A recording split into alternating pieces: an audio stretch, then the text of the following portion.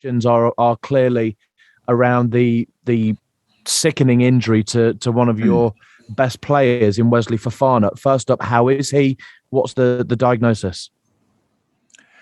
Yeah, well, he fractured his fibula. So obviously it was a horrendous injury for us, and we're obviously devastated for him and for everyone, because he's, like you say, he's a top class young player, so he's going to be a huge loss for us. But our medical team were fantastic on the night. They looked after him straight away as soon as he got in. Our trauma doctor was able to put his ankle back in place, and then he got off to the hospital. And our staff at the club and along with the people in the hospital really looked after him. So he has another scan today because the ankle was so swollen.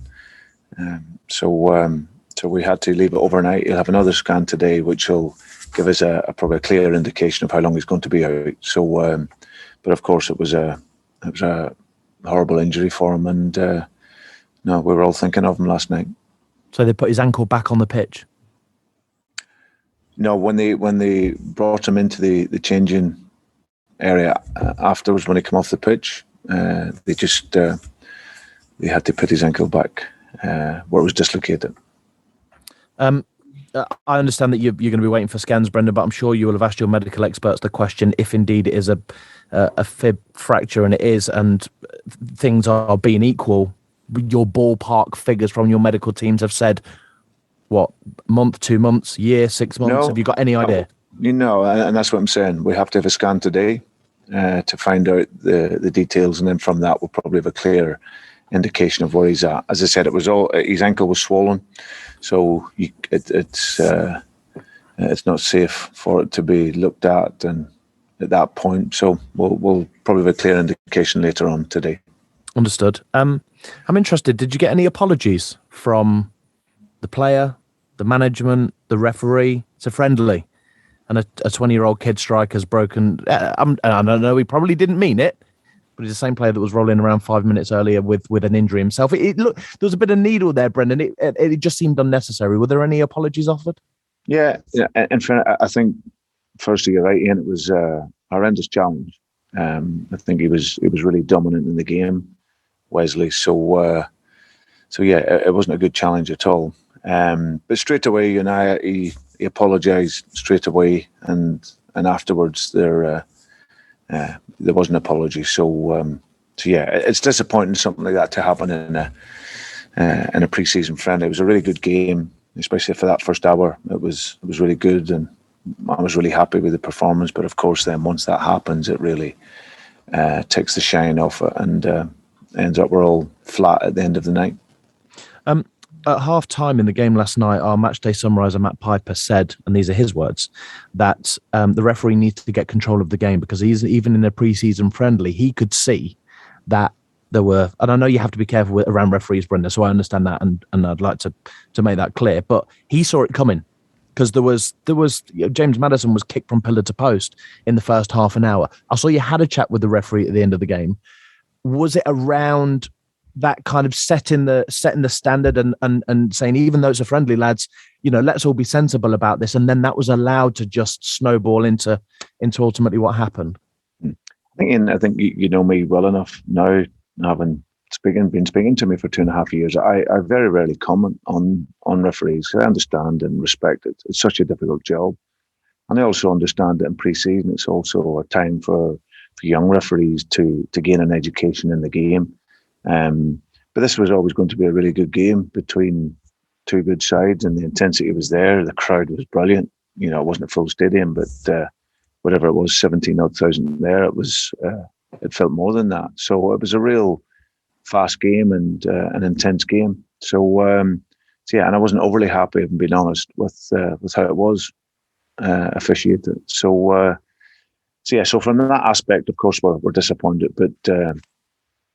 Yeah, listen, it's one of those things that has happened now. We can't change it, and we can only hope that Wesley in his recovery will get back as soon as he possibly can, and we'll support him in that recovery. You mentioned when you were talking about the plantar fascia problem for Johnny Evans that you may need to look into the market for that. You said May after the game at QPR. You've now lost Wesley Fofana. Does that mean you're going to need one or two new centre halves? Well, we're definitely light in the area. Philippe Benkovic has done really, really well, and over the course of the pre-season, Daniel Amartey can also play there, has done well. But I don't think there's any doubt we're light, and it's something that we'll have to look at for sure. And have you got people identified already, and there are buttons that you can press to activate those? Well, there's certainly people that are identified. Our recruitment team have got a small list of players that we would maybe look at, but yeah, we'll see what happens. There is a game to preview as well, of course, Brendan, in the Community Shield, and I understand that, but you get the game as well, the significance of the injury and the player and the quality of the player.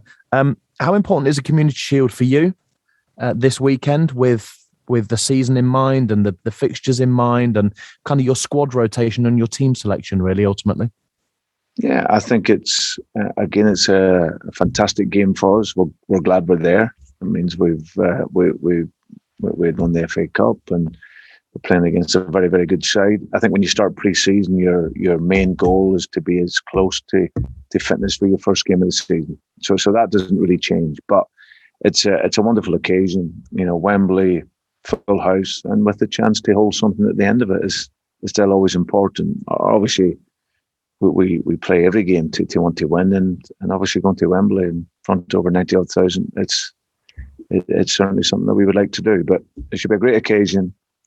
Fantastic team and that we're playing against, and again, both teams will be searching towards that last game before the season begins for real.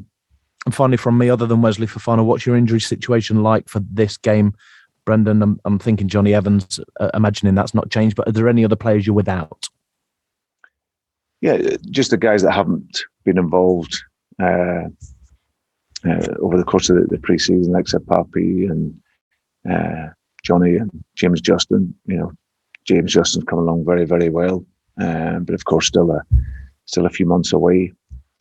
Timothy Castagna trained for the first time with the squad, which is great news for us. He's physically really in a good place, but he had his mask on today and trained with the squad. So, but won't be available for the game. But hopefully, with confidence in training, that he won't be too far away. And apart from that, we're okay.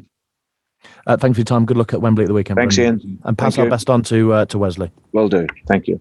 Hi guys, we'll go to Mark next, but before that, just a reminder that the embargo for this section is until it's finished. So no tweeting and no putting it out on broadcast, anything like that. Okay, Mark. Hi, Brendan. How are you? Yeah, I'm very good. Good stuff. Sorry. There's just making sure. There we go. Good. Sorry, Mark. That's okay, Brendan. Good to see you. Obviously, before the start of the season, we have this traditional curtain raise. I'm just wondering how you and your players feel. In particular, you. Do you ever get nervous or excited before the start of a season?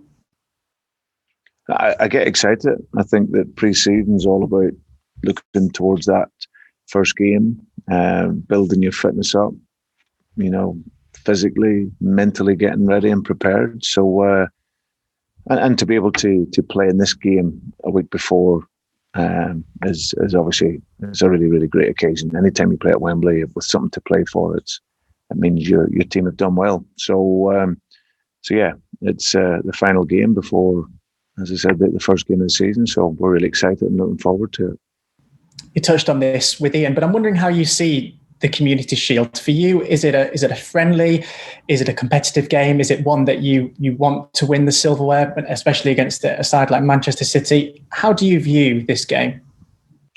I've always tried to create the mindset, whether it's a friendly or a competitive game as such. We want to win every game we play. Now, you can't do that, of course, but every game we play, it has to mean something. Now, of course, physically is the main aim of the game, but there's no doubt you want to go there to play well, and when you can, like I say, put your hands on a trophy at the end of it, then of course you would want to be able to do that. Your opponents, City, have been in the news a lot this week because of the projected huge money signings for Grealish and possibly for Kane. I'm wondering where this leaves a club like yourself that operates under a different budget. Do you think it's harder for any club, such as yourself, to do a Leicester again, and where that leaves you as a manager and with the resources that you've got? Because clearly you're competing against a club with such huge finance behind them and such huge backing. No, I think there's excitement around it. You can either look at it two ways and think that you can never compete, Mark, or you try and create a culture and an environment that means that you're going to be competitive. We know the levels in terms of resources are in the Premier League, but it's, it doesn't stop us competing. Manchester City are a wonderful club with an incredible group of players, and they're the reigning champions, and they've got an absolutely outstanding coach who oversees that. So, but that's the challenge for every team. There's teams that will be up there with them in terms of budget, and then there's teams like ourselves that are fighting to keep proving the point. And that's the challenge for a club like Leicester. We're very realistic of where we're at, but we've always tried to be competitive in these games and big games and finish as high as we can. So, yeah, I certainly don't envy it. There's it's a wonderful club, Man City, with a great squad of players that have been built to win things. And the challenge for teams like ourselves with lesser resources is to compete against that. With the domestic set complete, as it were, for Leicester, and you winning the FA Cup back in May, is the Champions League has to be the target for you this season in terms of what's happened over the past previous seasons? Listen, I think from where we're at as a club, my players have emphatically overachieved. If you position where we are in terms of budget and everything else, then these players have done amazing. And then to go on and create history last season and for the first time win the FA Cup, that was a fantastic season for us. Of course, at the end of the season, there is that numb feeling around the last game. But if you look over the course of the last couple of seasons, when we've just fallen short, probably over the course of 38 games, when we had players missing, maybe our depth of squad just hasn't allowed us to get over the line, because the players have given everything. They've done, but unfortunately, at that end of the season, when we're missing key players, then it becomes that much more difficult. So for us, like all the clubs chasing the top teams in this division, we have to fight. We have to continue to climb the mountain. We did it last year. We won the FA Cup, finished in Europe. That's the same aim for us this year. It doesn't change. Can we arrive into a European position, and can we challenge for trophies? And that is our focus. And like I said, it's proving the point each year and pushing in order to develop and improve. I wanted to ask you about James Maddison as well. Speculation this week about his future. Will he be staying at Leicester? Yeah, I believe so. I haven't been told anything to say that he wouldn't be. He's happy in training. He's working very hard. He just recently become a father, so responsibility there off the pitch as well. But he's, clearly there's obviously gossip and speculation that goes around, especially at this time of the year. But James is a very important member of our squad here, a very talented player. And where his season was disrupted a little bit last year with injury, hopefully he can this year go on and show the real top player that he is. Just to push you a little further on this, if I may, does that mean that he's not for sale in Leicester terms, and certainly in your mind as well, or is the club open to a significant offer that meets an asking price? I've given you an answer where you asked where he was at, and I've given you that answer, I think. Thanks, Brendan. Just the final one from me, just if I may. How much can we tell about your side, or how much will we be able to tell about your side during the match for the rest of the season on Saturday? How much do you think we can take away from it?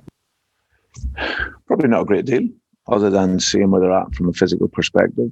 It's such a long season. We're only in pre-season. So, if you looked at Man City at the beginning of last season, you would have thought it maybe not be such a good season for them. They ended up champions, playing a high level of football, and reached the Champions League final, and won the League Cup.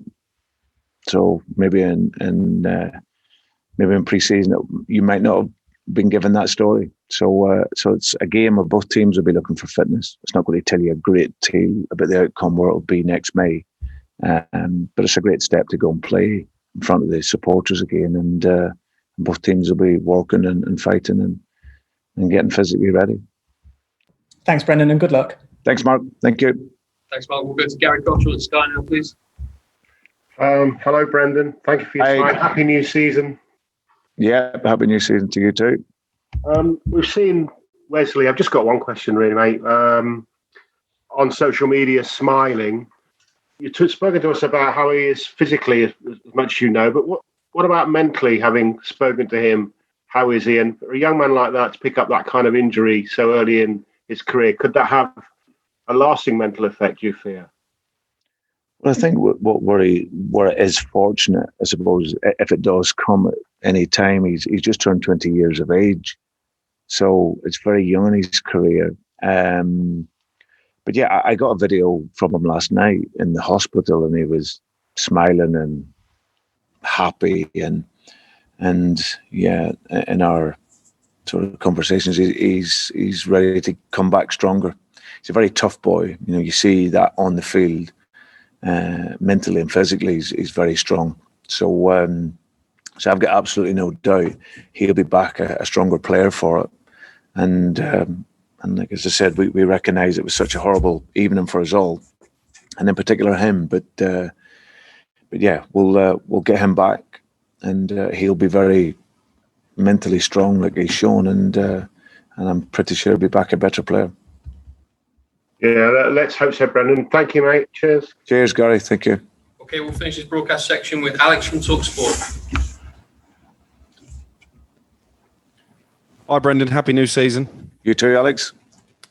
I just wonder, the fact that you're making your third trip to Wembley in such a short space of time, does that help in some ways change the mentality of the club? Not that you had a bad mentality in the first place, but just in terms of being used to competing on the biggest stage and challenging for major honours. Yeah, I think it's what the game's about, and if you can succeed and arrive at Wembley, as you said, Alex, then it shows that your team is doing well. And I'd like to think over the last 2.5 years, the team have progressed in terms of the mentality and outlook on competing, you know. So my job as always, I felt, was to build this base camp around the top end of this league. It's always going to be extremely difficult for us to, you know, over the course of a season, maybe to outgun some of these guys on a consistent basis. But we can build that camp up there and be an established club whilst being super competitive in these games, and then go on for the trophies like we did last year. Then that will show that the club is succeeding. And like you say, you know, when you're getting to Wembley, then you're doing okay. So yeah, it's a great testament to the players and that shift in mentality, that consistency. But like I said, every season starts, you got to prove you can climb the mountain again, and you got to go and prove yourself, and that's something that we aim to do again this year. And it's been touched upon already, but in some ways, does the heartache of the last two seasons in terms of coming so close to making the top four and just missing out at the final hurdle, can you almost use that to spur yourselves on as a motivating factor to make sure you don't have that disappointment again this season? No, I think you can only look forward. I think of course, over the course of the summer, you know, there is that disappointment clearly for 40 hours or so afterwards. There's no doubt. I think if you'd have seen me walk around the pitch after the last game of the season, it was that numbing feeling. But after a few days and you go away and you reflect on over the course of the season, you recognise what a great job the players have done. And like I said, it's just been, you know, unfortunate over these last couple of seasons. Towards the end of the season, we've been stripped of our players that really can make a difference for us. So, but at the same time, the players that were available, they fought right the way to the very end, and that allowed us to get a trophy. But just unfortunately, we couldn't we couldn't make it into that top four. But we'll fight again this season. The challenge will be equally as tough, if not tougher. But that's what we want. That challenge, we'll embrace it and look forward. And you've touched upon the squad depth there. You've been active in the transfer market already. I'm particularly keen on Patson Daka, what you're expecting from him in his first season in the Premier League. Will he take a bit of time, do you think, to acclimatise, or have you seen enough in pre-season so far to suggest that he can hit the ground running? Yeah, I think for any player coming into the Premier League, it's always a challenge, especially in the first season. But the 3 players that we've brought in have all of that winning mentality. Ryan's obviously the most experienced player, and he'll prove to be an outstanding signing for us. I've known him a long time. I've seen him grow from a young guy at 16 years of age into what he is now, which is an experienced Premier League operator who's won the Champions League. So he comes in and offers a great experience and quality to our group. And the 2 young guys that have come in, Patson and Buba, are guys that off the back of winning titles, have that winning mentality, and with a lot of scope to develop. So those 2 in particular, there'll be an adaptation year this year. But from what I've seen in their profiles, they fit it in very, very well.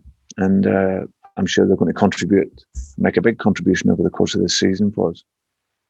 And on the subject of the transfer market, I think the expectation on the back of the pandemic and the financial implications that's had on football clubs around the world was that maybe this would be a quieter transfer window. It hasn't really worked out that way. We're going to see at least one £100 million transfer for the first time in Premier League history, probably 2 or 3. Where does that sit with you, given the current climate? Alex, football's a business, and if the teams and the clubs have the money in order to do that, then of course they will spend it. We are not in that position to do that, but that doesn't mean that other teams can't be.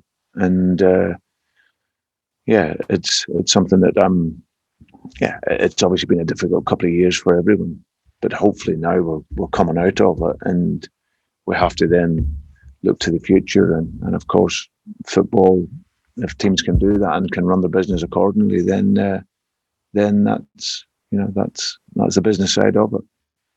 If Manchester City do get this deal done for Jack Grealish as we expect, and he's able to feature at the weekend, how much will that change your plan of attack for the game? Not really. No, all I know with Jack is whether he's an Aston Villa player or wherever he is, he's a top class player. I've seen him grow and develop from a young guy into what he is now, which is a big talent. So whatever team he's playing for, he'll always make them better. And just a final one from me on Yuri Tillemans. There has been talk over the summer that maybe he is being offered an extended contract. Can you give us any kind of update on to how those negotiations are going? Not really. No, I know that the club has spoken to his representatives. I know he's very happy here, but there's no further update on anything as of yet. Brilliant. Thank you, Brendan. All the best for the weekend. Thank you. Cheers. Thanks, guys. We'll conclude the broadcast section here. So thanks, Scott.